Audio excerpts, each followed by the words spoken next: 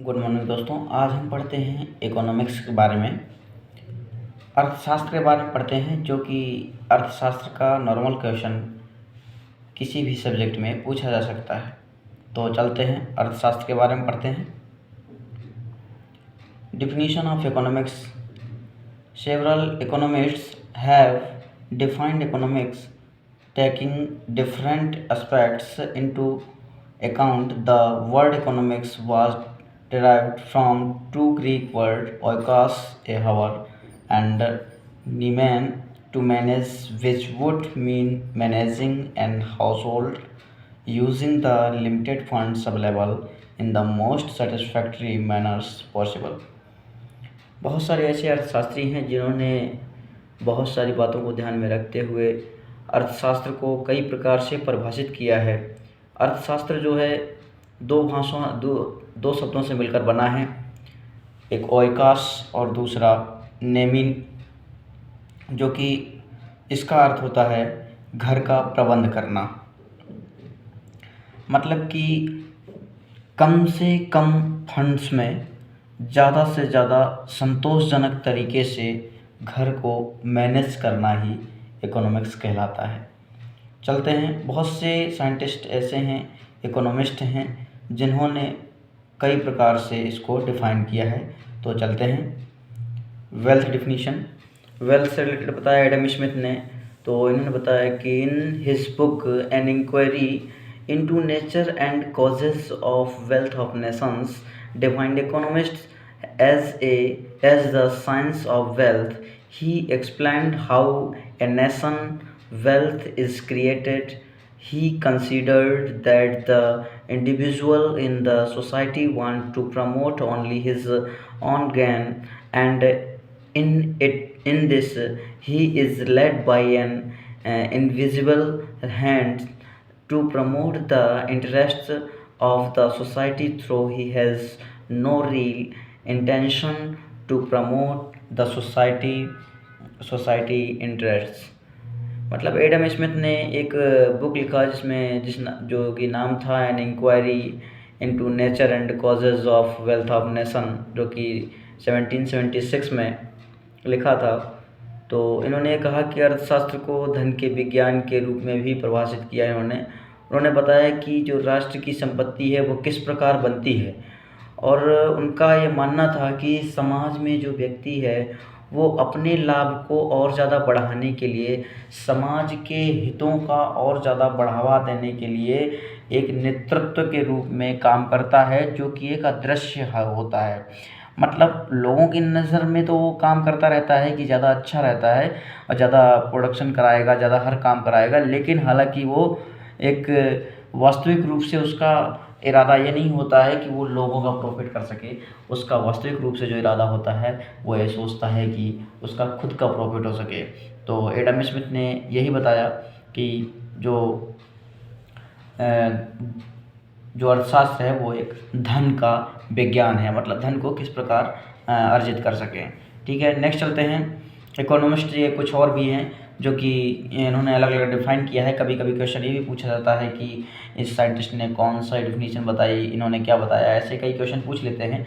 तो चलते हैं, कुछ नॉर्मल हैं जो कि लिखा हुआ है। Economist is the subject concern with an inquiry into the nature and causes of wealth of nation. जैसा कि अभी बताया कि अर्थशास्त्र जो है राष्ट्रों की संपत्ति की प्रकृति और कारणों की जांच से संबंधित विषय है, जो ये एडम स्मिथ ने बताया। एडम स्मिथ ने ये भी बताया कि economics is the science of wealth, यह एक धन का विज्ञान है। नेक्स्ट है political economy is said to have strangled itself with definition. मतलब ऐसा कहा गया है, प्रोफेसर किन्स ने यह बताया कि अर्थशास्त्र जो है राजनीतिक अर्थव्यवस्थाओं ने जो है इसकी परिभाषाओं का गला घोंट दिया है। मतलब कुछ ऐसे पॉलिटिकल इकोनॉमी हैं जिसके कारण ये समझो कि इसका गला घोंट सा दिया गया है, कोई डिफिनीशन हम जस्टिफाई कर ही नहीं सकते। ऐसा किसने कहा? प्रोफेसर किन्स ने। फिर उसके बाद एफ ज्यूथन ने बताया कि economics is an unfinished science. अर्थशास्त्र एक अधूरा विज्ञान है, ये बताया किसने? एफ ज्यूथन ने।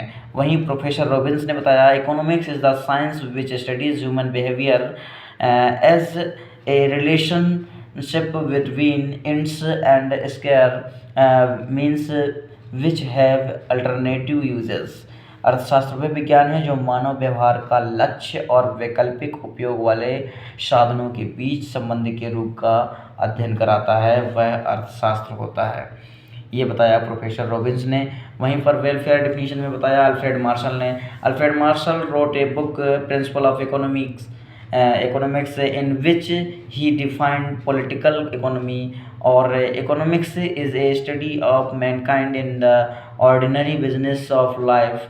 It examines that part of individuals and social action which is most closely connected with the attainment and with the use of the material requests of well-being।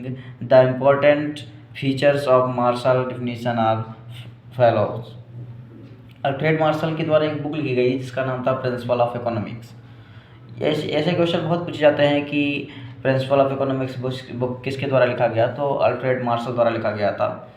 तो इन्होंने ये बताया कि उन्होंने जो परिभाषित किया, बताया कि राजनीतिक अर्थव्यवस्था या अर्थशास्त्र जीवन के सामान्य व्यवसाय में मानव जाति का अध्ययन है। इन्होंने बताया कि ये मानव जाति का अध्ययन करना और व्यक्तिगत या कोई सामाजिक क्रिया है उसके हिस्से की जांच करना जो कि कल्याण की भौतिक आवश्यकताओं की प्राप्त कर सके और उपयोग के साथ साथ उसकी अधिक निकटता से जुड़ा हुआ हो।